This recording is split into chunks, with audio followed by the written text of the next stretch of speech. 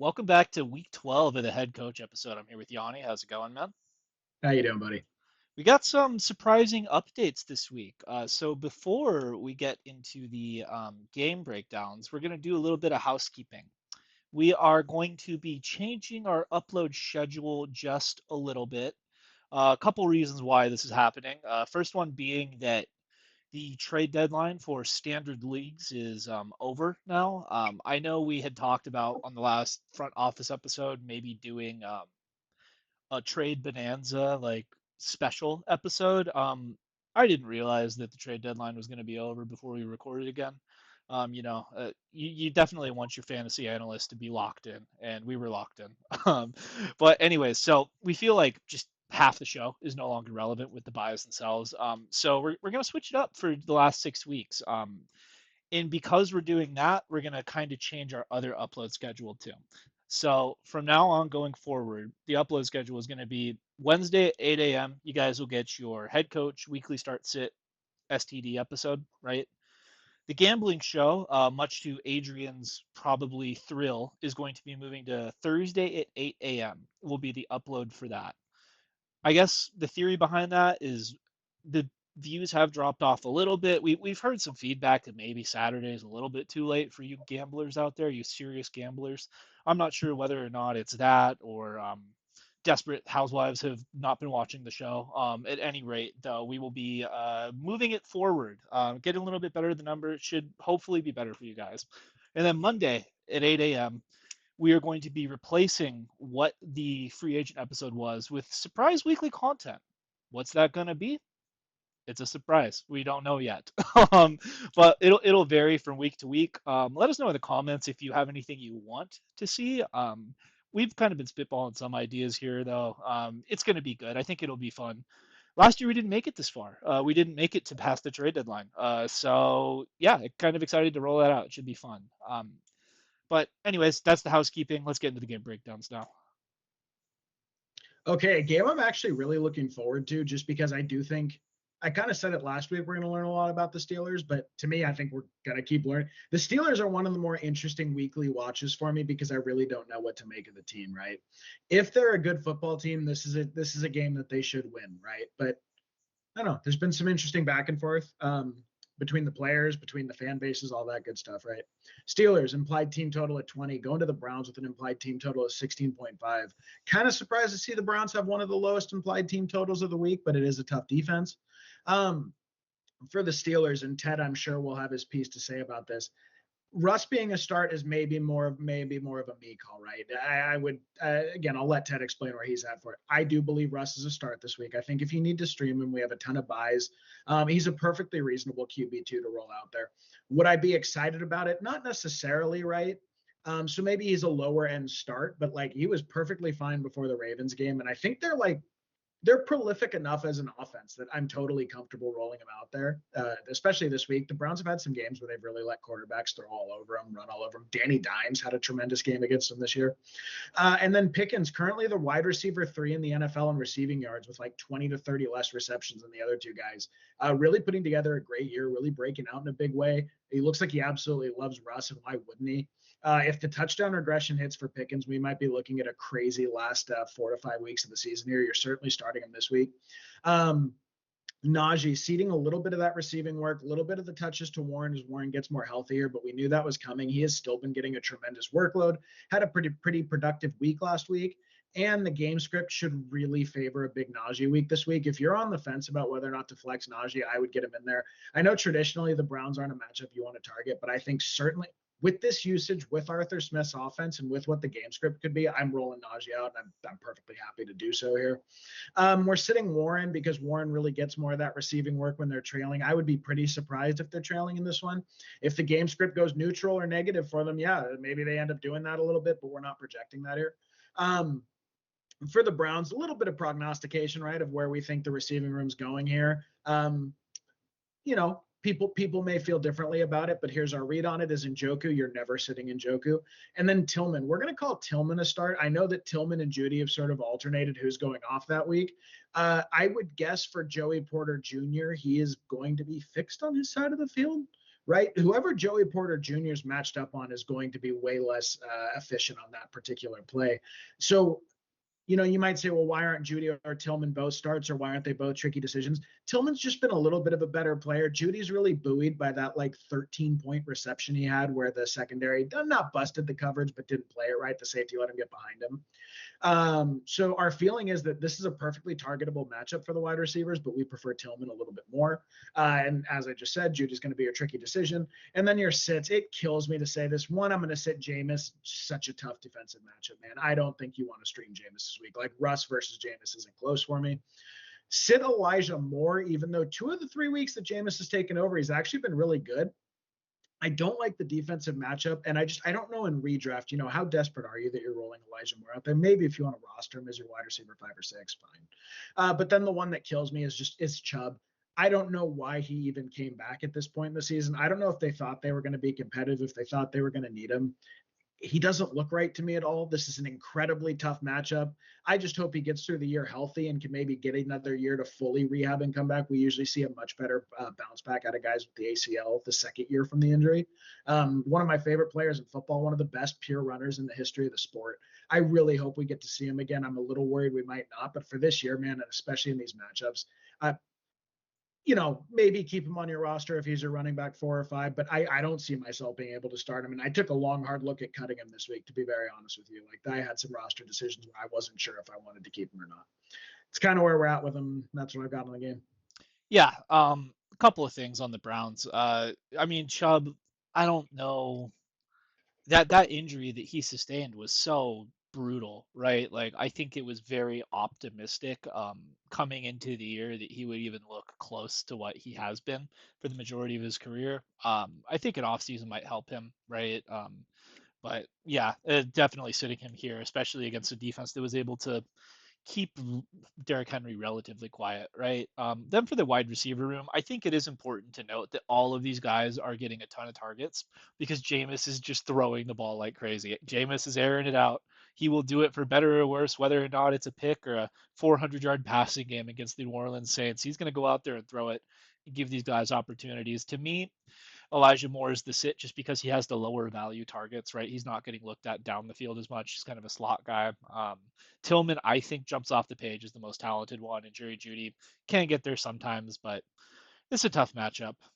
Then for the Steelers, all I'll really say about this one, right, is for me, Russ and Najee are starts in this game not based on their talent. They're starts based on the Cleveland Browns and what their team is looking like at this point. It looks like a team that's pretty much given up, except for Jameis in the offense. Their defense isn't what it was, but I mean, I got Russ on alert here. This is the last time I'll extend this kindness to him. I believe last week against the second ranked or the second worst pass defense in the league, couldn't get in the end zone, threw a bad end zone pick. The Steelers won with 6 field goals. They didn't even get a touchdown the entire game. So I certainly don't think that their offense is dynamic at all.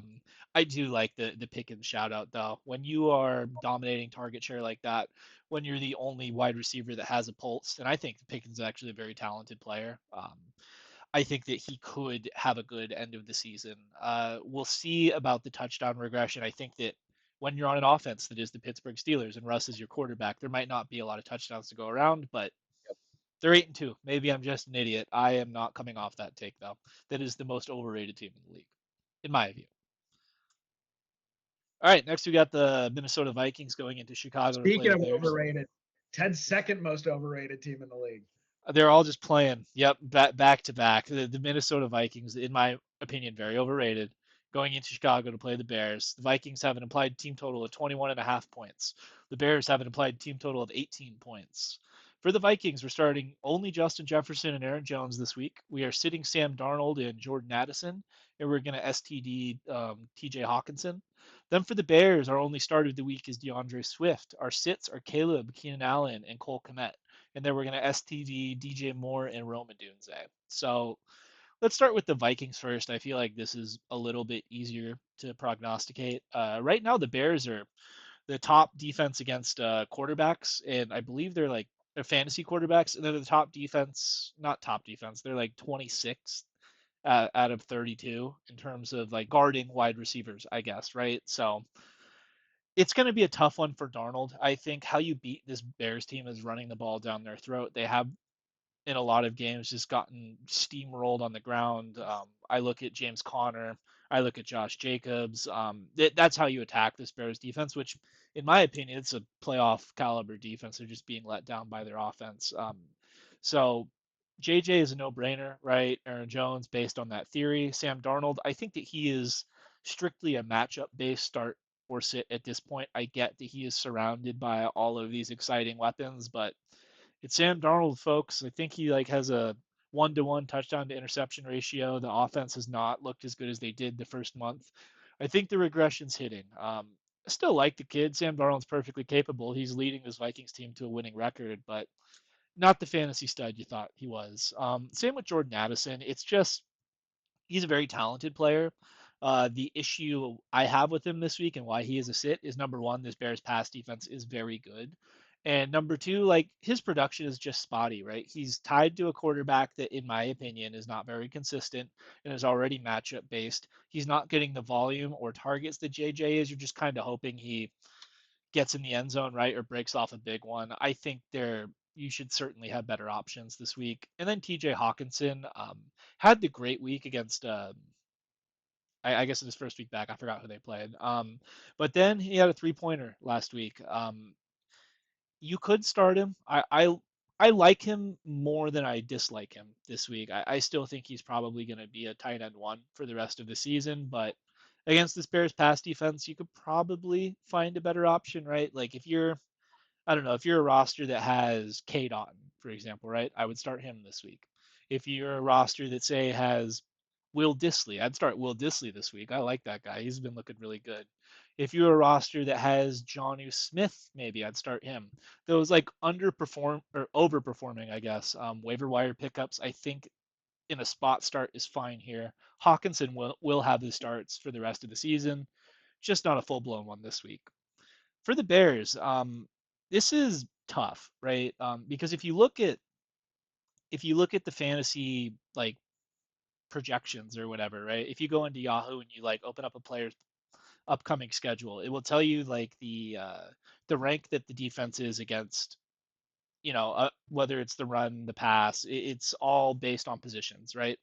So Caleb this week is going against the Vikings defense, which I believe is like 29th or something against quarterback scoring. So they do really, really well against the quarterback. But the wide receivers, they've given up the third most fantasy points to wide receivers. So it's kind of a hard one to parse through. Like, why is that the case? Why are the quarterbacks not scoring and the wide receivers are? Here's my breakdown of this, though. When Caleb Williams has had his bad games, when he has gotten just absolutely crunched, sacked 9 times, it's because of good pass rushes. With the Brian Flores defense, I like to make fun of them a lot of the time, but they send the zone blitz a lot. If the Bears cannot keep Caleb upright, and I think they're not going to keep Caleb upright in this game, this to me profiles like a stinker Caleb and Bears offense game. That's why Swift is the only start, and it's just kind of the volume, right? You have to do it. We are sitting Caleb, Keenan, and Cole Kmet. Keenan and Cole Kmet being, just kind of like outside pieces that maybe in a smash week you like. I think Caleb's going to have a rough one here, though. I wouldn't start them. And then DJ Moore and Roma Dunze, we're going to tricky decision them. This is interesting because DJ Moore last week, he became a screen merchant, 1 week screen merchant. I think that Thomas Brown made it a point to make sure he was involved in the offense as he was not getting the ball enough, I guess, all season, really. But that kind of, they're scheming up easy throws for Caleb, and your A dot is terrible when that happens. Even though this is the third ranked, gives up the third defense that gives up the third most points against the wide receiver. I wouldn't feel good about it. You could probably flex him if you're feeling good. He's at least from what we're seeing from the Bears, he seems to be the guy they want to get the ball to. I think the Bears view him as their wide receiver one. So we'll tricky decision him here. And then Roma Dunze, he has outscored DJ Moore the last 3 weeks. He's been getting the deeper looks down the field. Does that stick this week? Will Caleb even have time to throw it down the field? I don't know, but because he's outscored DJ more the last 3 weeks, we'll throw him in there as a tricky decision with DJ. Okay. God, this should not be an entertaining game. Buccaneers going to the Giants. Buccaneers with an implied team total at 23.5. Giants with an implied team total at 18. For the Bucks, I think rest of season you are locked in to Baker, to Evans, to Kate Otten. I made a point to go. I think I traded 4 or 5 times for Evans this year. It's probably the most I've ever gone and purchased a player in season. It's probably the most I've ever had a player rostered in fantasy, period. I believe I have 60% roster exposure to him now. I Otten is amazing. We begged you for weeks to go and get him off the wire. I hope you did. Profiles like a top 5 or 6 guy rest of season. So pretty much every week you're going to see those 3 guys there. Me and Ted had a little bit of a back and forth, right? My feeling about the Bucks running backs is if you project them to be trailing during the game, start White, right? Because they're going to pass the ball enough. And he's actually been tremendous as a receiver this year. And he's filling in for a lot of that short work that Godwin left on the table when he got hurt. Bucky Irving, though, man, I'm confronted with the fact that he has been like a high-end running back too most of the year, and certainly for the last 5 or 6 weeks. I think this is a really attackable matchup. But it's always a sort of tricky decision. Means you're going to look at them on some rosters and you're going to put them in, and you're going to look at them on other rosters and you go, no, I have better choices. It's a your mileage may vary thing, right? Or maybe you don't like the matchup this week. Fine. Personally, for me, Bucky's a lot closer to a start, and White is a player that I would probably rather avoid in my lineups unless I have to. Because I don't think they're going to be trailing enough that he's going to get the passing volume. And I do foresee them getting a lead and grinding out the game. And to me, that's a Bucky Irving spot. We'll see. We'll see this week. If that trend holds, I think we can maybe more confidently say going forward, passing games, White. When they have a lead, Bucky. I'm totally fine, though. If you have to start either one in an emergency, there are a lot of buys this week. Totally fine rolling them out. For the Giants, I hope we don't have to reevaluate this. It's going to break my heart, too. We're going to have Neighbors to start this week. Tremendously good matchup. Look, I sort of thought that, one, there was a chance that Drew Lock would beat out Danny Dimes this year in the preseason. From there, I thought, well, once they bench Dimes, it'll be Drew Lock. But it looks like at this point, as they're currently, I think, 4th for the first overall pick. I think they're at the 4 slot right now with a tied record. It looks like the Giants are pretty blatantly tanking, so they're going to go with Tommy Cutlets as the 3rd guy on their depth chart. It may be curtains on the Malik Neighbors dream that we had the first 3 weeks of the year. I hope it's not, man. I love the kid. So talented. We're putting him as a start this week, but we will reevaluate that if it just doesn't look feasible. I actually think Tyrone Tracy Jr. gets a bump with Tommy Cutlets because the checkdowns, the more willingness to grind the ball. He should be tremendous rest of season. Good on you if you picked him up off the wire. So start Neighbors, start Tracy, sit Wan'Dale Robinson. No more PPR scam. The volume's not going to be there. Tommy's garbage. He's a horrible football player. He should not be in the NFL. It kills me, man. Us Mediterranean fellas, we do not get a lot of. My people were not built to put on pads and tackle giant African men. That was just not what we evolved to do. And I never really get a rooting interest in the NFL for that reason, right? We talk. We're talkers. That's what my people do. Negotiate, that sort of thing. Tommy DeVito's agent. Think of that fella. Well, so I get this Mediterranean dude. I kind of want to root for him, and Ted insisted on putting him as a sort of tricky decision. I think he's garbage. I think he's a bad football player. I don't think he should be in the NFL anymore. I went and picked up the Buccaneers in 7 leagues this week while they were on bye. I traded a roster spot in 7 leagues because I think they'll be so good rest of season. They're DSD. And I'm starting him this week because I think they're going to kill him. I'll let Ted defend Tommy if he wants to, but fine. He's a sort of tricky decision. I'm bummed about the Giant shares, dude. That was a team I was happy to dumpster dive on this year, but I think it all comes to a head this week. Oh, I mean, Tommy Cutlets has a 3-4 record as a starter. I think last year he had a 300-yard, 3-touchdown performance while he got sacked 9 times. It showed a lot of grit. Yeah. The Buccaneers give up the most fantasy points to a quarterback, right? Like Yeah. we've seen these games where Kirk Cousins tears them up. I think, what are the chances that maybe Tommy Cutlet just looks better in practice, right? Maybe Drew Lock is a bum. I don't know. Yeah.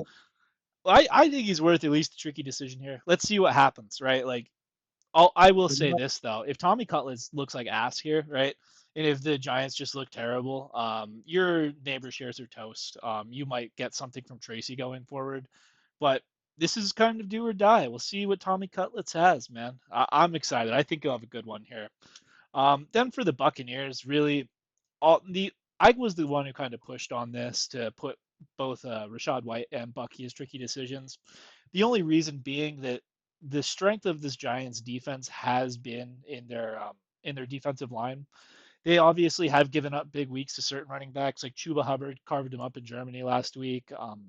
The Giants' defense has not been performing as well as they have earlier in the year, but I mean, in theory, if your strength is your D line and you're a Buccaneers team that likes to throw the ball anyways, I think this is an eruption spot for Baker, Evans, and Otton. And then with White and Bucky like splitting the work, it's just kind of hard for me to say, yes, absolutely start them. I have a Bucky roster. I'm starting him this week over Rico Dowdle. I'm not saying I hate the matchup.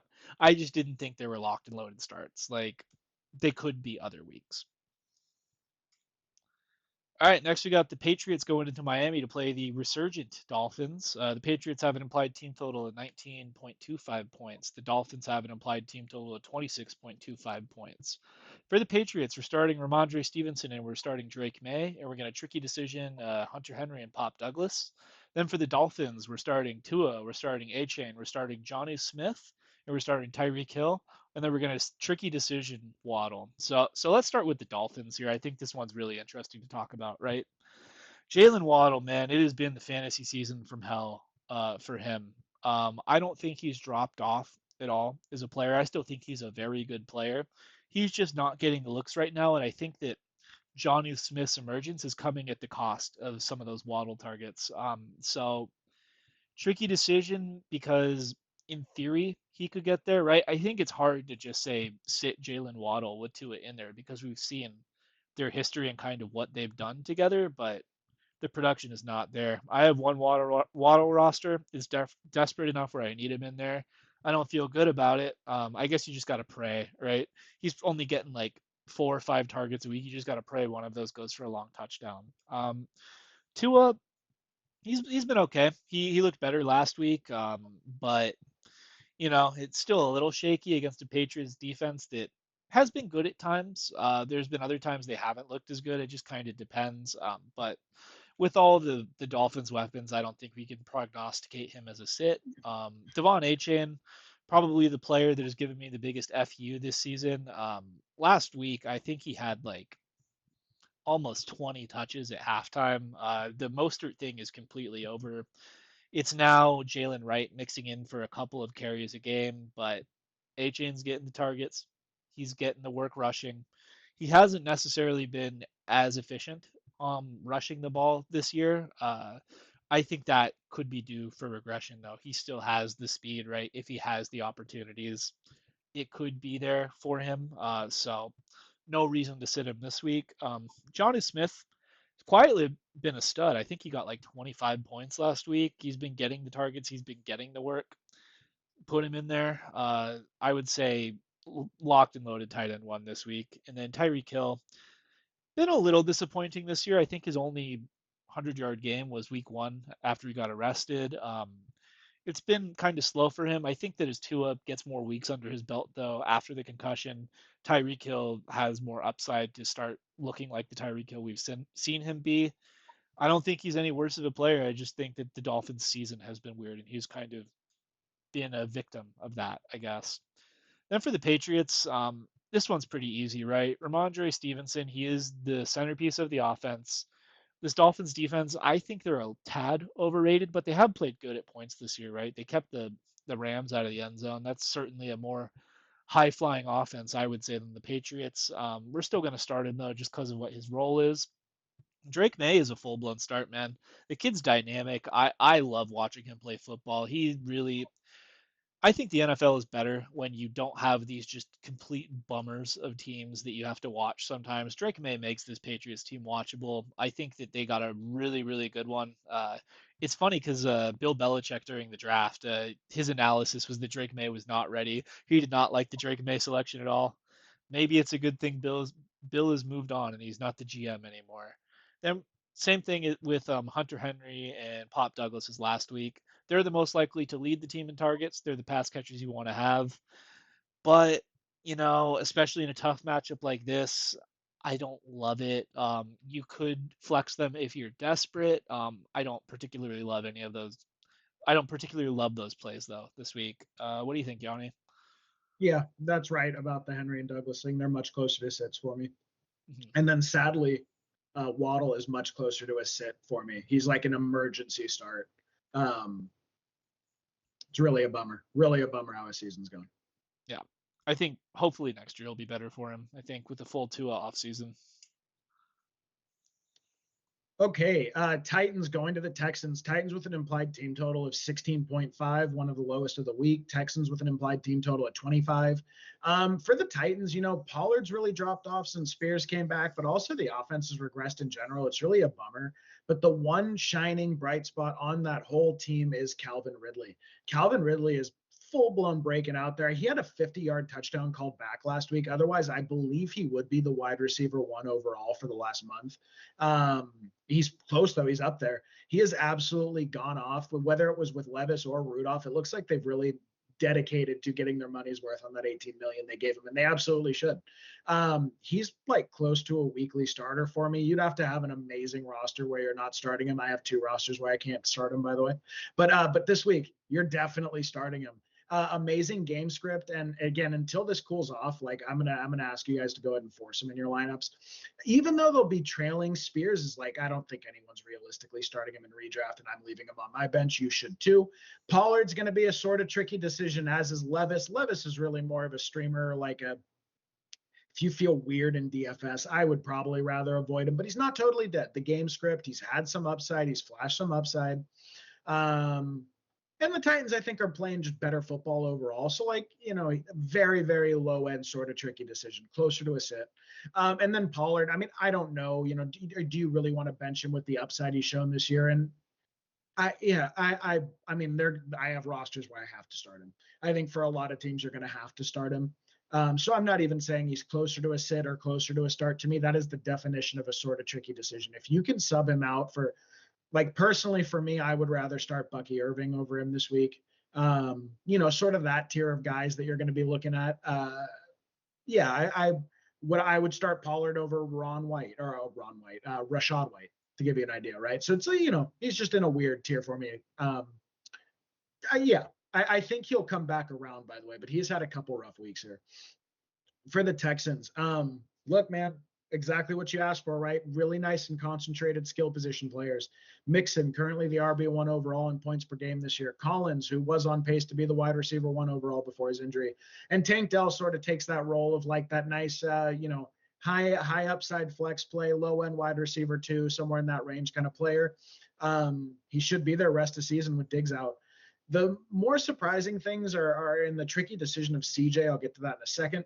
But we're going to outright sit Schultz and Mechie. I saw some people pick up Mechie off the waiver wire. I mean, if your roster is so loaded that you're looking at him like a wide receiver handcuff, I mean, I think that's actually okay. But I wouldn't go out and roster him, and I certainly wouldn't start him this week. Schultz had like a decent week for Schultz, but I would hope you guys could do better than him at this point on the wire. Like if I were rostering Zach Ertz or Jonnu Smith and Schultz, I would be cutting Schultz and just rolling with those guys. Save the roster spot. The upside clearly isn't there. Schultz's role this year is like an emergency guy you grab off the wire to start who may catch a touchdown or may get 6 to 8 points. That's really all it is. I would not even want to be rostering him consistently here. And I wouldn't going forward. And then the controversial, or I guess the hot take, CJ Stroud's a sort of tricky decision. Look, when you draft guys that high in the draft, he went like in some of my leagues around pick 40, and he was gone in every league before pick 60. When you are taking him in that range over guys like Alvin Kamara, over guys like Rashee Rice, over guys like Malik Neighbors, over guys like Terry McLaurin, over guys like Ramondre Stevenson, over guys like George Kittle. I mean, he went in that range. Like, I think the big lesson going forward is unless you are targeting a top 5 quarterback in the NFL, and really, I mean, the only one that doesn't have rushing upside at that point is like Mahomes. And even then, I don't like that, right? Maybe Burrow next year is going to slide in that range. You need rushing upside to take a pick like that, dude. You need them to be able to return that value. Otherwise, take the premium skill position player. Unfortunately, Stroud guys bet on the insane touchdown upside, which, he would have needed to have like 40 touchdowns this year through the air to return that value. He's throwing way more picks this year. He's been really down. He's had like 2 or 3 spike weeks, and that is it. Uh, Jared Goff, Brock Purdy, Jaden Daniels, all have returned, but Baker Mayfield, all of those got Jordan Love on a per game basis. All of those guys are way better value than I think they're outright outscoring him, and they're way better value than CJ's been this year. So CJ is a tricky decision. Um, like I know a lot of people went out and picked up Baker Mayfield off the waiver wires earlier this year. I saw Jared Goff I got Jared Goff off 3 different waiver wires this year, right? If you're sitting there with one of those good QB2s, I would prefer Geno Smith this week to CJ Stroud. I mean, that's sort of where I'm at. I think it's a mixing game. And I wonder if going forward they're going to be totally comfortable to feed Mixon like that as long as they're moving the ball on the ground. They seem perfectly willing, if it comes down to it, to be a West Coast plus offense, right? A little bit of the deep shots are still going to be there, but for the most part, I think they're happy to grind the football out and throw short routes and work off play action. Their O line is Swiss cheese against the pass anyway, so they need the play action and the run and the screens to help them out. So I don't know. I don't know what you're going to get out of CJ going forward, and I don't know if I really like him that much this week. And that was actually Ted that called that out. At first, I sort of just had him as a start because it's CJ, but I didn't look critically enough at it. I think that was a really sharp call. Yeah, I think the CJ tricky decision to me is two things. One of which being that the Titans defense, it's the strong suit of their team. There was a period of time where they were the number one pass defense in the NFL. They are not that anymore. They've gotten beat up by some of like the studs, right? But I think this Texans team kind of is transformed before our eyes into a Joe Mixon centric team, where CJ is just kind of complimenting him. That's not to say that CJ's a bad player or anything, right? I think that his call in, Nico gets a couple more weeks in the lineup, he's going to look a little bit better having his favorite weapon in there. But I don't mind sitting him this week. I don't see this being a game where the Texans have to throw, right? I think they'll be pretty happy just running the ball down the Titans' throat. Then Tajay Spears, he's in the concussion protocol this week. I would roster him though, just in case, right? Because Pollard, to me, this Texans team has done a fantastic job of stuffing the run over the past couple weeks. They're one of the better rush defenses in the NFL. Seeing what they did to the Lions, I cannot unsee that. They know this Titans team is going to want to run the ball. I think they're going to sell out to stop the run here. So that's why Pollard's a tricky decision. I would still roster Spears though, just because like if Pollard goes down, he is profiling to get all of the work. And then based on that logic, right? Like Cooper Rush threw for like over 250 yards against this Texans team last week. Obviously, he had his mistakes. The Texans still got him. But Bill Levis, I think he might have a good week here, especially in garbage time. That Levis Ridley stack. It could be sneaky for DFS. I don't hate it personally. All right, next we got the Cowboys, the down bad Cowboys, going to Washington to play the Commanders, who I'm sorry, the Redskins. I don't. We made a typo there. They're the Redskins, not the Commanders. Yeah. Cowboys have an implied team total of 17 points. The Redskins have an implied team total of 27 and a half points. For the Cowboys, we're only starting CD. We are sitting everyone else, and we're going to tricky decision Rico Dowdle. And for the Commanders, we are firing up everyone, and we're going to sit Ben Sano, who has 2 catches on the year, 1 touchdown. If you were someone who bought into the Ben Sano hype this offseason, I hope you feel stupid. Zach Ertz was the pick. um, but I don't even think we need to talk about the Commanders at this point, right? This Cowboys team is bad in absolutely every single phase of the game. They look to me like a team that is given up in every single aspect. They're at this point the Cowboys players are there to collect a paycheck. Without Dak in there, there was a video of CD and Micah Parsons in the club after their loss on Monday night. This Cowboys team does not give a shit anymore, and this Redskins team is flying pretty high. So we like absolutely all the fantasy relevant options in this game. Jaden Daniels, Scary Terry, Brian Robinson, Austin Eckler even roll him out. He's not going to get full run, but we think he'll get in the end zone. Might as well, right? And Zach Ertz too, sneaky Zach Ertz. Then for the Cowboys, it's just this simple, right? They're going out of their way to get CD the ball. I believe he had like 11 targets on Monday night. He ended up getting up to 96 yards. I think that expectations for CD just have to change at this point in the season. He is no longer a wide receiver one that you drafted. He is a flex play. I think that you could probably, depending on your roster, consider flexing out. I don't know. You'd have to have a really good roster though. We're not going to call him a sit here and what is not the toughest matchup in the world. And then Rico Dowdle, we're going to tricky decision him. He had a rough one against that tough Texans rush defense on Monday. The only reason we have him as a tricky decision is because Mike McCarthy has basically come out and said he is our bell cow, he's our starting back. There is no committee, right? And I think that the Cowboys would probably be better served taking the run more seriously, you know? So I think they're going to be down big in this game. Hopefully, you're just hoping on Rico Dowdle will fall in the end zone, I guess. But yeah, this should be a blowout. What do you think, Yanni? I mean, there's nothing to say about this game. I'm not expecting an entertaining football game.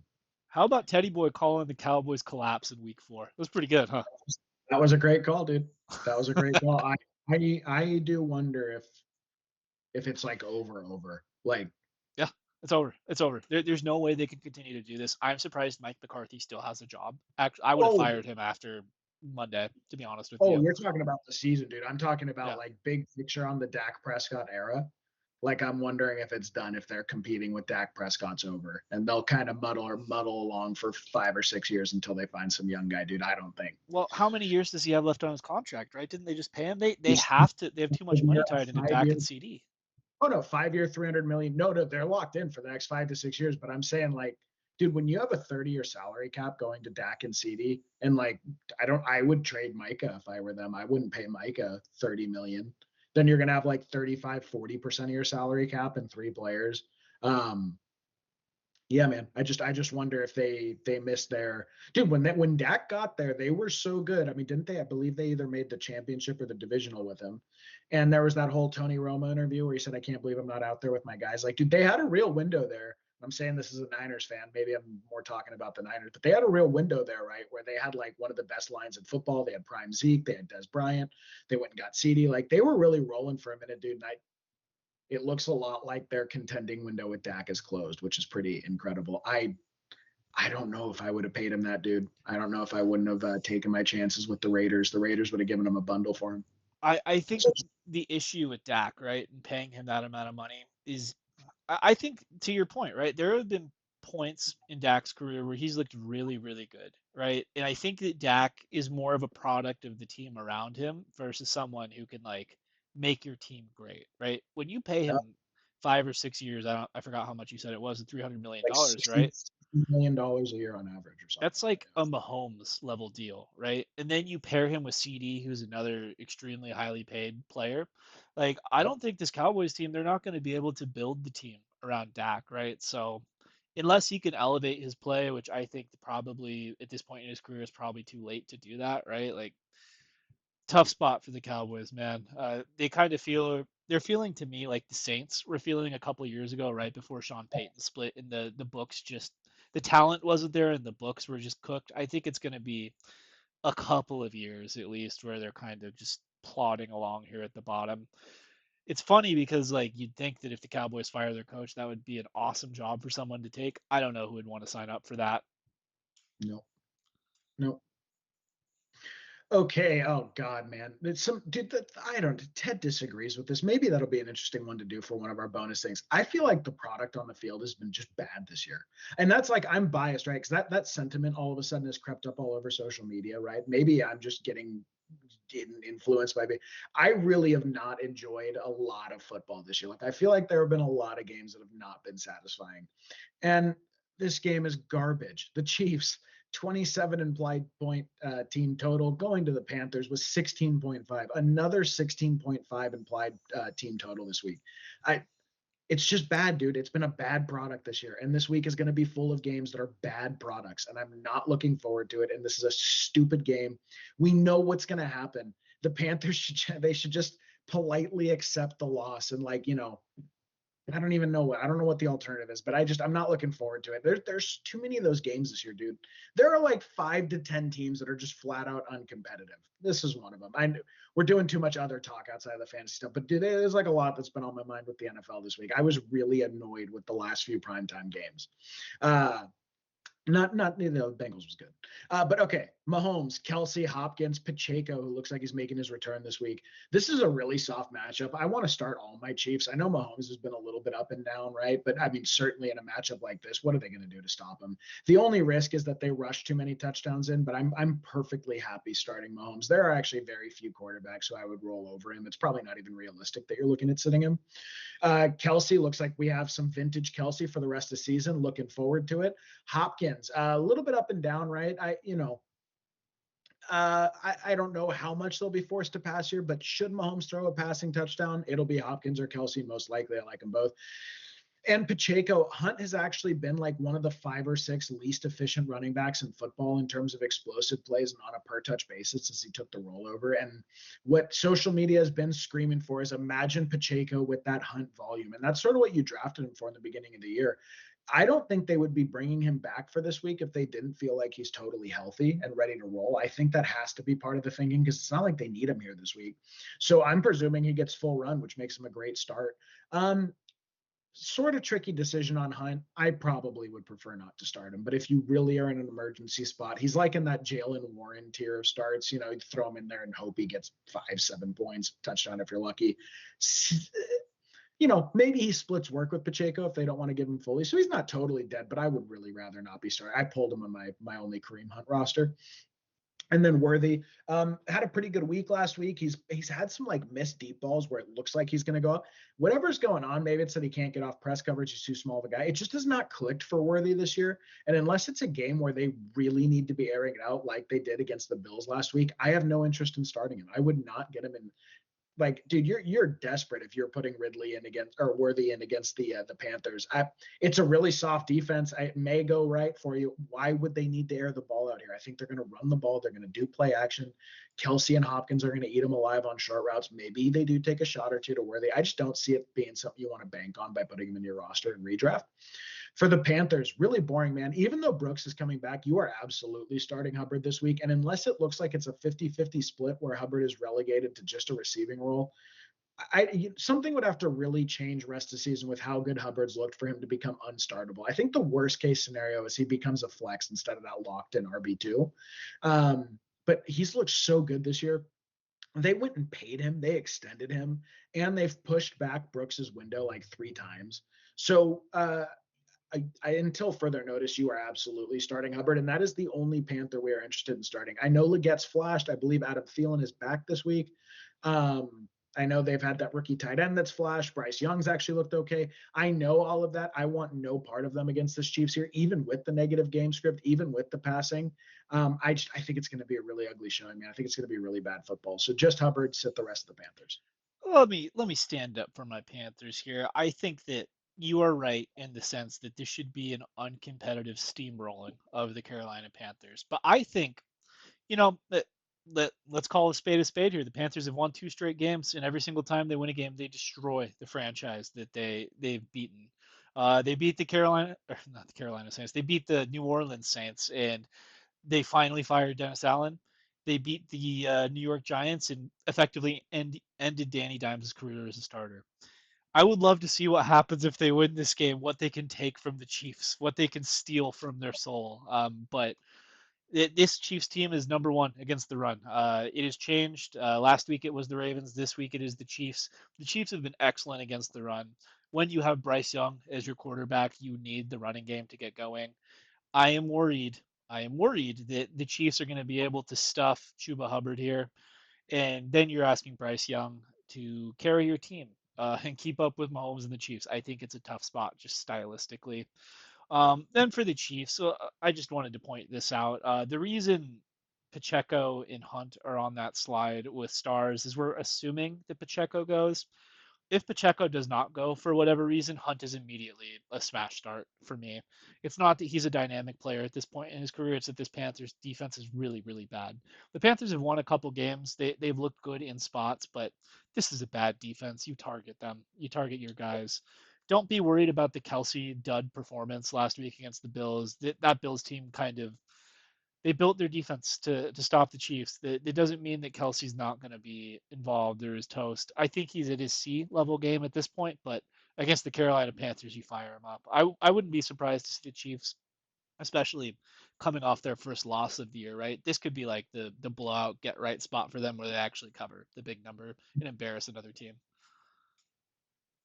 All right, next we got what, in my opinion, this is actually going to be a probably better game than you guys think it will be. And we got the Detroit Lions going into Indy to play the Colts. The Lions have an implied team total of 29 points, and the Colts have an implied team total of 21 and a half points. For the Lions, very simple, boys. Roll them out. This team is looking different. They look so good right now. I think that I would probably have them as the Super Bowl favorite. I think, depending on the matchup that they get, but I think this is the most complete team of football at this point in time. Then for the Colts, we're going to start Anthony Richardson, Josh Downs, Jonathan Taylor, and then we're going to sit Michael Pittman and A.D. Mitchell. So, I mean, well, I guess we can just kind of go back to the Lions here really, really quick. Fantasy managers, just keep your eyes on the Sam Laporta news. It is an AC joint sprain. These do not go away. It's going to be a pain tolerance issue. In my mind, the Lions at this point, they kind of have a stranglehold on the lead in the NFC. I think they're playing the best football. It would not surprise me if they just kind of hold him out in this game to give him the extra week of rest against the team I think they should be pretty confident in beating. It could be a Brock Wright game again. If you're feeling lucky with Brock Wright, you can tricky decision him. I think you would have better options though, right? I think last week he had one catch. He got in the end zone on that catch, but this Colts defense is better than the Jags defense, but not good enough to not start all these dudes. Amon Ra, Goff, JMO, Gibbs, Monty, they're all locked and loaded. Then for the Colts, really inspiring performance from Anthony Richardson last week. Hate to say I told you so, but I told you so, boys. I think there's something to this, giving the young quarterback a couple of weeks, just to collect themselves a little bit. He's going to have a tough test here, though, against this Lions team. Very good at stopping the run, can be had in the passing game. I think that Anthony Richardson is going to have to be connecting on these long passes like he was last week against the Jets. It'll be a real test for him. I want to see if he can keep this Colts team competitive. And I think that this Colts team, right, like if they get good quarterback play, they should be competitive in this game. I really like their head coach. I really like their offensive weapons. It's just a matter of if the quarterback plays well. I think he does this week, plus the rushing upside. He's a start. Josh Downs, he's kind of come into his own with Pittman being hurt, is being the kind of go-to option on this Colts team. I think that I always kind of viewed him as like, I don't know, a distant second to Pittman last year. I think there's an argument to be made that he's the best wide receiver on the team at this point going forward. Then Yep. Jonathan Taylor, it's I get that this Lions team is good at stopping the run. I get that Jonathan Taylor did not have a good week last week against the Jets. I think of the Jets. I think they really game planned for Jonathan Taylor to be the focal point of the offense. He got the carries, he just didn't have the efficiency. We'll see what the Lions do. I wonder if they sell out to stop the run or if they saw that Richardson performance and give him a little bit more respect. Either way, the role is too good. He's too good of a player. We're starting him here. Then with Pittman, it's just been an off season for him. He's playing with his hurt back. Downs is kind of starting to dominate and become the alpha wide receiver. We'd sit him here. I mean, unless if he goes off this week, maybe it's a different conversation. But I think it's just hard to trust the wide receivers with Anthony Richardson at this point in time because of the sporadic performances. But we'll see. Then same with A.D. Mitchell. I don't know. He's like a rotational player with Alec Pierce. I like him more than Alec Pierce. I think he's a promising player. It's just tough spot. Well, we'll see how it looks. What do you think, Yanni? Yeah, I mean, I guess the only noteworthy thing is that we're starting Anthony Richardson. Look, there are a lot of teams on bye this week. There are a lot of underperforming quarterbacks right now, and I like the game script. I like the game script. I think he's going to have to air the ball out. Can he do it? Remains to be seen. He did pretty well last week. And look, man, he's live on that goal line. He is live on that goal line, and especially with such a good rushing defense, I do wonder if they need to turn to some of the more gimmicky quarterback running. So yeah, I like Anthony Richardson a lot this week. I know it's controversial, but I would roll him out with confidence if I had a I roster. I would be surprised to see the Lions come out here and spank the Colts like they did the Jags, right? Like I don't know. It's possible, but when Anthony Richardson plays good, I've said this before, he reminds me of baby Jalen Hurts. I love the kid. Okay, Broncos implied team total 23.5, going to the Raiders with an implied team total of 18. It's kind of funny. I went to go delete the Raiders implied team total and fix it this week, and I noticed they were at 18 like for several weeks because they were the same on a bunch of different slides. Uh, Vegas does not think much of this Raiders offense, and neither do we. I for this week, right, because of the great matchup. Look, man, Bo Nix has been excellent, excellent. One of the best rookie seasons from a points per game perspective in fantasy, not in the NFL, in fantasy. I believe he is currently he's somewhere eighth, ninth, or 10th overall on the season for scoring in fantasy. So he's been like a top 10 fantasy asset on the field this year. That's including skill position players, obviously. So you do want to start him in these matchups, actually. I'm going to go through and I have him rostered as my QB2 on a few rosters, and I will probably end up switching him out with guys that have been my QB1 all year. Cortland Sutton, consistent as gravity, man, old man Court. I actually really love Cortland Sutton because he's not like flashy, he's not interesting. He's like a meat and potatoes football player. He just goes out there and he does his work, right? There's nothing incredible, but at the end of the season, you look at and you go, wow, that guy was like a low end wide receiver too, or high end flex play all year. And this week, I would certainly be starting him. The weird note about the Broncos, so we don't have any outright sits, right? Look, if you know what running back on a weekly basis is going to be the guy that gets the touchdown or gets the work that week, good for you. Go ahead and roll your dice. I would prefer Javonte Williams if I were going to start any of them. But really, what I prefer overall is to not touch this backfield. I saw Estime went, I believe it was in me and Ted's league, for $36 or $33, something like that, after his like 15 touch week. Everyone is so desperate to get a piece of that lucrative Sean Payton backfield pie. But I think this year it's just bizarre. I don't think he knows what he wants to do. Jaleel was his guy. Javonte was a guy that he inherited. And then Estime was a guy who they went out and got and are trying to groom. I don't have a read on the backfield, and I would rather sit them all. If you think I mean, one of them is at least a sort of tricky decision. One of them may get a touchdown this week. It's a good matchup. It's a matchup I would target if I knew which guy was going to get the 15 to 20 touches. We just don't. We just don't. And Sean's been so weird about the backfield this year. Good on you if you want to take your shot. I will not be. Um, for the Raiders, Brock Bowers has the receiving yardage and total receptions record in his sights for a rookie from tight end. Absolutely incredible. I forget we're doing these stupid basketball stats now in the NBA where it's like he had a game with 11 first downs and 100 yards and 8 receptions. You know, that thing they do where they some permutation or combination of 19 different stats and they go, no one's ever done it before. It's just so they can have a segment about it right on the broadcast. He did something like that last week. I think it was like picked up 10 first downs on 11 receptions and it was some historical outlier game for how productive he was as a clutch receiver. Look, we know what Brock Bowers is at this point. He's one of the 3 best tight ends in football. He's one of the 3 best tight ends in fantasy, and you start him weekly and you do so happily. I'm not really touching the rest of the Raiders. I don't want Myers with the Patrick Surtain matchup. I don't want their running backs unless we know that one of them's been ruled out. They've all taken their turns this year being productive, and I certainly don't want Minshew against the team.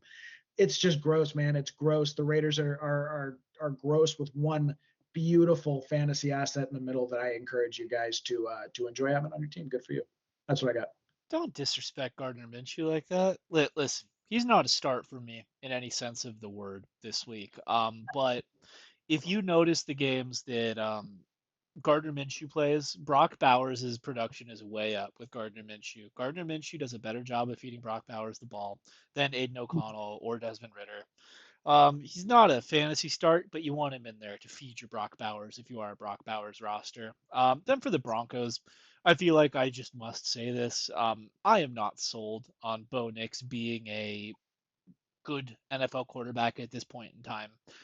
I think there is an argument to be made that a lot of his success this year has come from beating the shit out of bad teams and then in garbage time, like against the Ravens, for example. The good news is this Raiders team is a bad team, so I think he can crush this can. That's why he's a start for me. I wouldn't have him as a weekly starter. I believe ECR has him as the fantasy quarterback 9. I'm not that bullish on him. But say I had a roster with Brock Purdy and Bo Nix, I'd probably start Bo Nix this week. And speaking of Brock Purdy, we got the 49ers going into Lambeau to play the Packers. The Niners, this is the first week they've been underdogs with an implied team total of 22.5 points, and the Packers have an implied team total of 25 points. For the Niners, we're starting Brock Purdy, we're starting Christian McCaffrey, we're starting George Kittle, and we're starting Jawan Jennings. We're sitting slick Ricky Pearsall, and then we're going to tricky decision Debo. That hurts me very deeply. More on that in a minute. For the Packers, we are begrudgingly starting overrated quarterback Jordan Love, Josh Jacobs, Tucker Kraft, and Jaden Reed. We're going to sit Romeo Dobbs, and we're going to tricky decision Christian Watson. So we'll start with the Packers first. Here's the deal with them, right? This 49ers team is top eight, I believe, in DVOA for defense. So I think there is an argument to be made that Love might be on the trickier decision side of this week. That being said, though, like he does push the ball down the field. He is a dynamic playmaker at points. I don't think that in fantasy the dumb interception hurts you as much when he's throwing the ball so far deep down the field, right? His A dot's crazy. I don't mind it here. Just be aware, right, that Charvarius Ward should be back this week. This Niners secondary has Diamador Lenore, has Renardo Green, promising rookie, Malik Mustafa, one of the best safeties in coverage, and Jair Brown. Not a smash matchup by any means, but it's not enough to call him a tricky decision on a week where there's 6 teams on bye. Josh Jacobs, same idea, right? He's kind of really come around for fantasy managers. I know at the beginning of the season we were kind of waiting for that touchdown to come. Now he's getting a lot of them. We'll see. I mean, Vegas thinks that this Packers team puts up 25 points. They think they'll have success here. The Niners, I think, are a little bit worse of a rush defense than a pass defense, and no Nick Bosa this week. I don't mind him in this spot. Tucker Kraft, we're going to put him as a start. I mean, he got the complete goose egg for you last week. I don't think that's a condemnation on the player. I think that's more of an outlier. He should be involved in this game with Jordan Love in there. And then Jaden Reed, he's just like baby Debo at this point. He's going to be my most commonly started Packers wide receiver. I think that it would take kind of Malik Willis being in the game, I think, to make him anything other than a just full blown start for us. For Romeo Dobbs, he's been under 8 fantasy points the past 3 weeks. Maybe he should start complaining to Matt LaFleur that he's not getting the ball enough again, so he can pop off. But I don't like it this week against the Niners. Improved secondary, I would say. And then Christian Watson, tricky decision. He had a couple long receptions last week. He's looking a little better. When he is healthy, there's upside for him to potentially be the best wide receiver on this team. I don't think he's there yet. I think that his career has kind of been derailed by these injuries, but he's a talented guy, right? And when you're attached to Jordan Love, who just loves to recklessly bomb it down the field, and the deep ball is your specialty, I think he's worth a tricky decision. For our Niners, our Niners, they broke my heart last week. Losing to the Seahawks is an unforgivable sin to me. That is a bad football team, and when you blow a lead to a bad football team like that, I don't think that you are a good football team. I held on for so long. I held on for so long. Yanni was quick to give it up. I held on to hope for so long. It feels like the window might be closed. I don't know. But the Niners are in trouble here and a must win. We're going to start Brock because, quite frankly, he's been the most consistent, best player on this team. He didn't have a great week production wise against the Seahawks last week. It's been weird. Penalties shooting the Niners in the foot, right? Like just weird game scripts. But Brock has played pretty good football for most of the year. A couple bad games, but this Packers team, they give up a lot of yards. They are opportunistic. I am worried about Brock throwing a pick. He does that sometimes where he just like kind of doesn't see a guy or can make a mistake. Hopefully he doesn't do that here, but at least the passing yards and touchdowns should be there. Christian McCaffrey, he hasn't looked completely right to me the past couple weeks. I don't know though. Kyle Shanahan's rolling him out. He's given him the full workload, right? So if he's getting the full workload, you start him here against not a very great rush defense. George Kittle, I believe he's still the tight end one on there. I don't know if him missing the week made him not the tight end one. He's certainly the tight end one in points per game. He has been the bright spot on this Niners team. We start him. And then same with Jawan Jennings. Dude's a baller, man. When nobody came out last week against the Seahawks, nobody looked like they wanted to be there. Jawan Jennings had another great game. We call him third and Jawan. The dude's so clutch. Listen, man, he's flourishing in this X wide receiver role. We still miss Brandon Ayuk, I think, but Jawan, he's been super productive this year. You start him in this spot, and I think you start him going forward. We're gonna sit Ricky Pearsall. He just hasn't gotten the volume so far. That may change. Who knows if Kyle Shanahan decides to maybe tinker what he's the plays he's calling and what he's trying to do on offense. But right now the volume isn't really there for Ricky. It's hard to call him a start in any capacity. And then Debo, tricky decision. Debo is full disclosure my favorite player in the NFL. I love that man. He is one of my favorite Niners of all time. I've had so many good moments with Debo. I remember going to the NFC Championship in LA, watching him take a screen pass 40 yards. Nobody did it like Debo. I truly think he is a one-of-one player. That being said, the production has been stinky this year. I don't know. I don't think really he's fallen off. I don't think like he's in a decline career-wise, but whatever is happening this year is not working for him. He's not separating. A lot of the schemed runs that have always worked so well for him as the wide back are just getting stuffed. I don't know if it's because Brandon Ayuk is in there and they're focusing more on him. I couldn't tell you what it is, but he has not delivered on his ADP so far this year. If you want to roll him out there because he was a highly drafted player and you believe in the talent in a big spot, you could. But based on the production, I think that if you wanted to put him on the pine this week, I would not mind it. Yanni, would you start Lad McConkey or Debo this week? I'd start Lad. Would you I'm start actually yeah. J? Go ahead, keep Would going. I'm just pulling up my Debo roster to see what my choice is on him, but keep going. would you start JSN this week or Debo? I'd start JSN. All right. Well, I just had you do my start sits for me in one league. My now defeated roster. It's 10-1 now, but yeah, So like I'm looking at yeah, so I'm looking at JSN, Najee Harris, Hopkins, or Debo. Um, uh, I would start. I wouldn't. probably I would start Najee. Debo over Najee. You think? I would personally, but I would That's no. probably not start him over Hopkins though, and I wouldn't start him over It's, JSN. I think. it's just brutal, dude. Like that's a brutal. Yeah. Yeah, but great job. I mean, you nailed it. I think people need to adjust to the new reality that JJ is probably a weekly starter. I don't know if Jawan is like the kind of guy you want to leave on your bench, man. You would have to have a crazy roster um, to bench him. I can't imagine what that would look like if you're in that situation.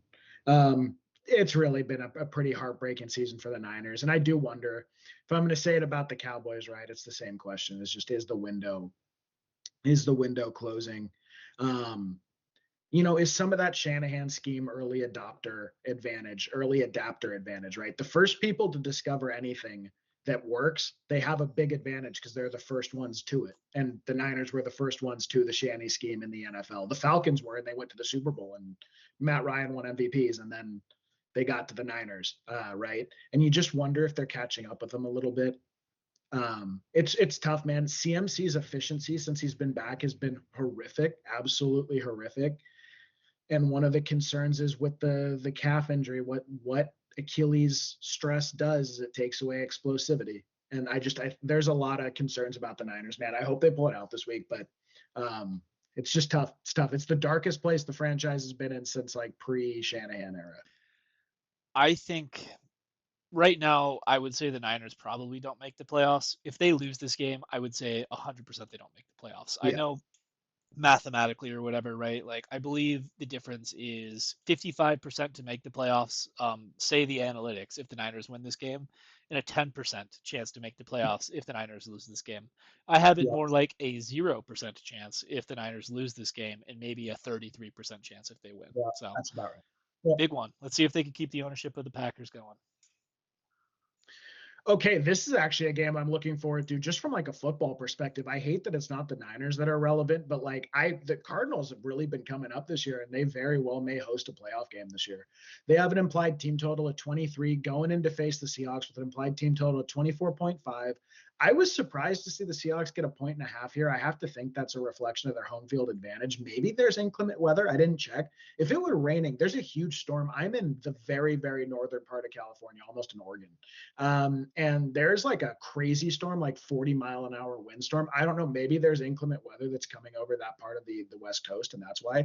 Unless there's severe weather, to me, the Cardinals should be favored in this game by like 2.5 or 3.5, and you will see this on my picks if this holds and the weather's clear.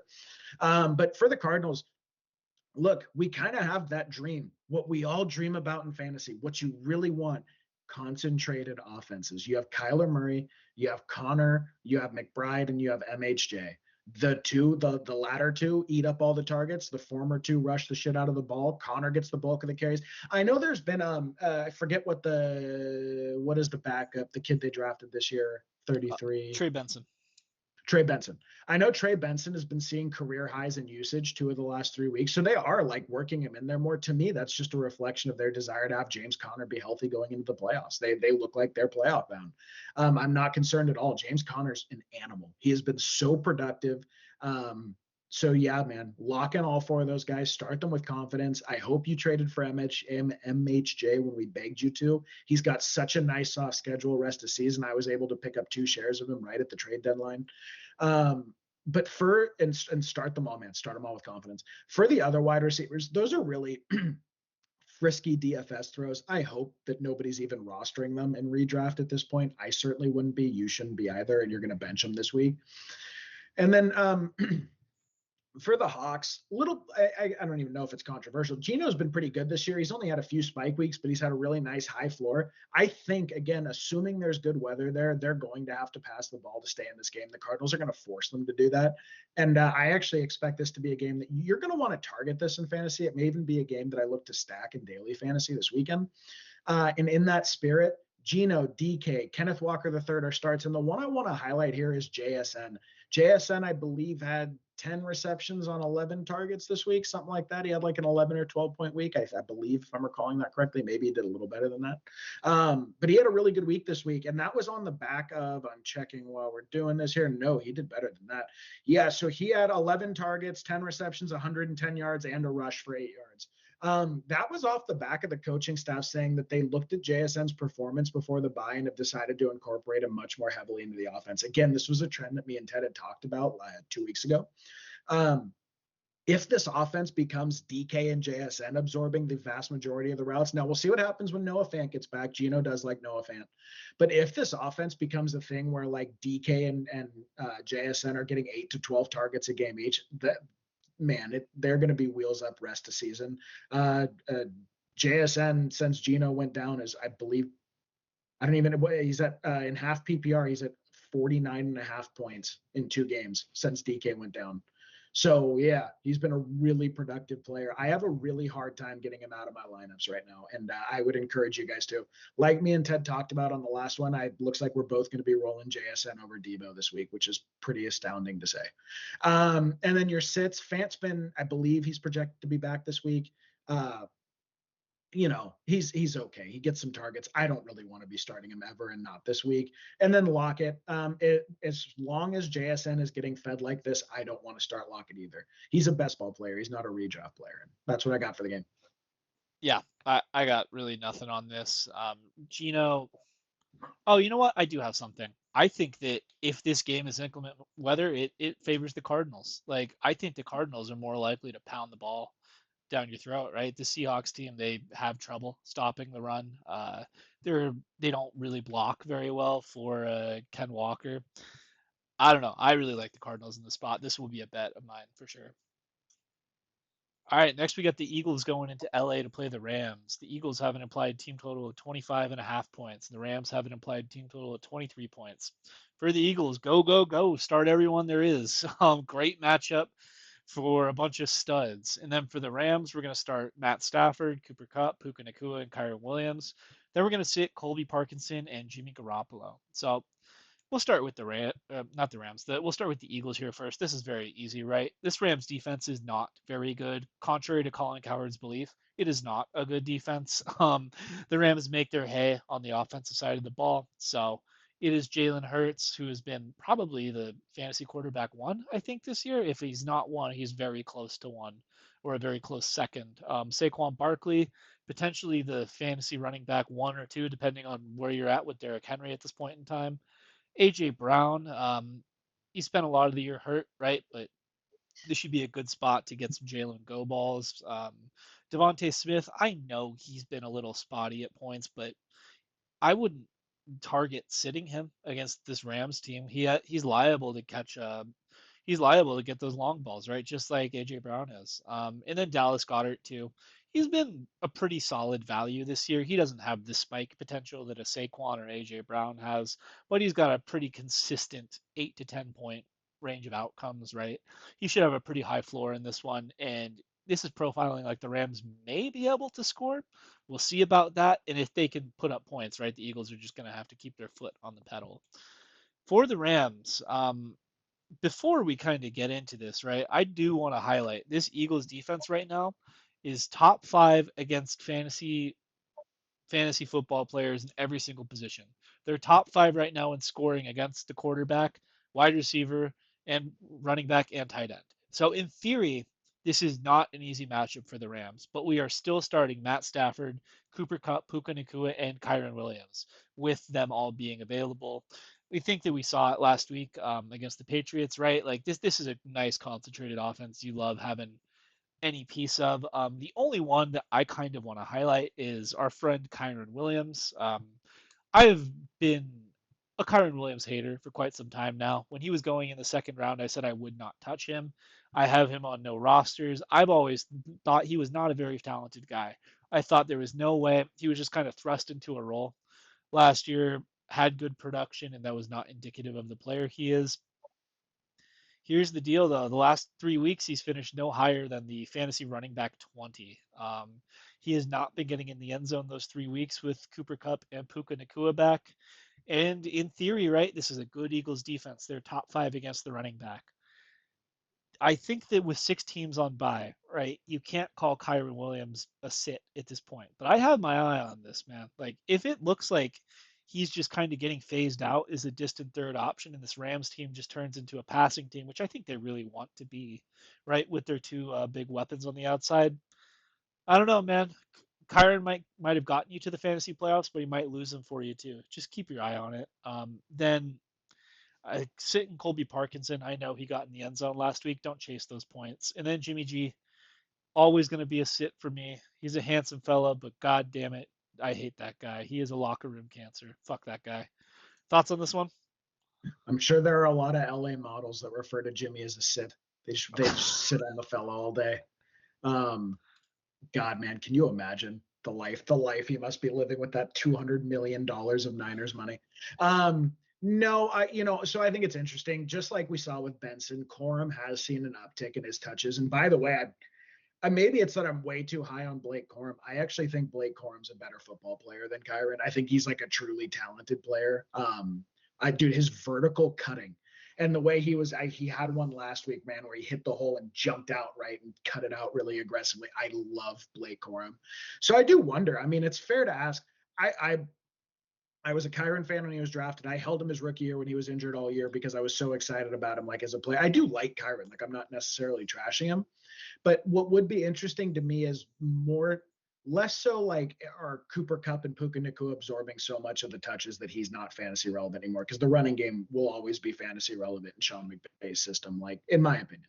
But what would be interesting is if that starts happening and those guys absorb 20, 25 targets a game, and then all of a sudden Blake Corum is like working up to a 35% opportunity share out of the backfield or a 40% opportunity share out of the backfield. That would be interesting in terms of, you know, was Kyron just a volume based play? And that classic kind of fantasy saying about if you draft purely for a volume based play, they only have one way to return value, and that's volume. And when the volume goes away, the value goes away. I'm not like opposed to that happening with Kyron. That may be what happens. But that's so to me, what I'm more watching with that is just the Blake Corum usage. If Blake Corum keeps getting used more, and with the way he looks, I would be using Blake Corum more, by the way. Like, I think he should be getting way more work in the backfield. That would be Kyron Shares heading to the toilet. We'll see. Okay, believe this is the last game of the week, right? The Har Bowl. The Ravens go into the Chargers. Really a cool thing, man. What an accomplished family that they have two brothers meeting in the Super Bowl and regular season NFL games. We have the Ravens 26.25, Chargers 23.25 for the implied team totals. Chargers giving up a field goal at home here. The Ravens, okay. We kind of know what we want to do with these Ravens at this point. I would hope everyone knows what you want to do with these Ravens, and that's going to be that you want to start Lamar, Henry, and Flowers. I believe we were going to move Andrews to a sort of tricky decision here. We just forgot to put the name down there, but I would say Andrews is a sort of tricky decision where you're almost certainly starting him. With all the buys this week, with the fact that it has the potential to be a shootout game, like I'm not leaving him on my bench, but someone with like I've seen rosters that have Cade Otton and Mark Andrews. Like, yeah, if you have Cade Otton and Mark Andrews, start Cade Otton over him. We're going to sit Bateman, DJ, and Likely. That is simply because I do not know if the passing volume is going to be there in this game. Chargers are a really good rushing defense. Maybe that does force a little more of the pass. I just don't know how desperate the Ravens are going to be to like air the ball out. I think they're going to be perfectly happy to play fundamentally sound, the high play count drive football. And that's what I expect to see out of them. I don't know if those Bateman deep shots are going to be there. And Deontay Johnson's had like 6 really bad highlights with them since he got there. He dropped a touchdown last week. Like, I just don't know. And I know Likely had a good week, but unless it is a real shootout, like a prolific shootout against a bad team, I have no interest in starting Likely with Mark Andrews healthy. For the Chargers, Herbert, J.K. Dobbins, Disley, and Ladd. Disley and Ladd have both. Disley's been getting dude. Herbert loves that guy. I'm really surprised he doesn't. Maybe it's just because like if I recall, if Disley's the guy I have in my head, he's like a weird looking ginger. He looks like Prince Harry out there on the football field. Like if I remember right, he's got like freckles and orange hair. I think I'm thinking of him, right? But whatever it is, he's like just a big pale dude, which is sort of odd, I guess. See doing. He's got like a pot belly almost, it looks like. But look, man, Herbert loves him, and if Herbert loves you, and Herbert's going to give you 6 to 8 or 9 or 10 targets some of these games from the tight end position, he should be rostered in all leagues, and he should probably be started this week. I would start him over Mark Andrews if I had him on the same roster. Ladd is so close to Ted's begrudged, Ted's hated analytics community. When you look at the quarterback tree of efficiency, there is the sought after all green tree. It's when every arm of every different route shows that you are performing above expectation on those routes, meaning you're adding yards to every single route you're running on the tree. His only route that he is in the red on, he has green everywhere else. The only route that he's currently in the red on is the slant route. Everything else is green. He is so close to the coveted hyper efficient receiver on every single route in his route tree this year. He's been fantastic. He's been top 5 against man coverage. He is like trailing only Justin Jefferson in some of these metrics for separation, yards per route run, targets per route run. I was looking that up before the show. I didn't have that off the top of my head. But Ladd is a really underrated football player and someone who we'll see. I think it's hard to say you're forcing him into your lineups because of how distributed the offense is and how diffused it is. But like if this continues, man, he looks so good, and it looks like he has a genuine rapport with Herbert. I'm certainly getting him in my lineup this week. J.K. Dobbins finds himself in a split, but there should be more than enough passing work to work toward his way, and they're still committed to running the ball. You still have the chance in the red zone, and Gus Edwards runs like he has bricks for legs. Justin Herbert, man, look, I love Justin Herbert this week. There are very few. I know he was on waivers as recently as last week. Okay. There are very few quarterbacks I am rolling out over Justin Herbert this week. He's on fire. He's giving you a rushing upside. I'm talking like there are maybe 4 or 5 guys, and that is it. Force Justin Herbert into your lineups wherever you can. And as I just alluded to, we're sitting Gus Bus, the ghost of Gus Edwards. And then your sort of tricky decision. This is much more of a DFS play. If you're doing the showdown captain slates this week and you want a cheap captain, you could do a lot worse than QJ, man. He has had a few really big games this year. He actually looks like a pretty good receiver. Not amazing, not particularly talented, but he was a first-round pick. He had some degree of pedigree and was actually a very productive receiver in college. And like he's flashed a little bit of that this year. Dude, I remember on Underdog, He was going in like round 16, 17, 18, and there were content creators saying they've taken all the QJ shares they possibly could in that range. I would guess he's going to be correlated with winning underdog brackets this year. So like, look, I if you want to captain someone and you want to save some of that money elsewhere, captain him and stack him with Herbert lower in the card. I think that's a great call, honestly. That's the sort of thing that may win you a pretty big pot this week if he hits. Yeah, that's all I got in the game. Yeah, I love the spot for Justin Herbert here, right? A lot of this Ravens stuff, it's stuff we said all year, right? They're very good at stopping the run. They're not so good at stopping the pass. I think we saw on Sunday night, Herbert is back. Herbert is looking really, really good. I love this spot for Will Disley and Lad McConkey. I think it's an explosion spot for them in what should be a back and forth contest. And then Deontay Johnson. Got to talk about this fella. He only ran 6 routes against the Pittsburgh Steelers. I think that we are getting very close here. I wouldn't do it yet, but if I don't see the usage start to escalate for Deontay here in the next couple of weeks, I think he's on the drop radar. You just can't keep a player on your roster that runs 6 routes a game, no matter how much you like him or no matter how high you drafted him. But yeah, that's going to do it for us. If you made it through the whole video, thank you. Please like, subscribe, hit the bell. It helps the channel out. The question of the day will be, what kind of content would you like to see for the mystery episodes on Monday? We're definitely going to mix it up, keep you on your toes, but let us know what kind of stuff you're interested in the comments. And who knows, you might see an episode on it. And we will catch you for the gambling show on Thursday instead of Friday. Thank you.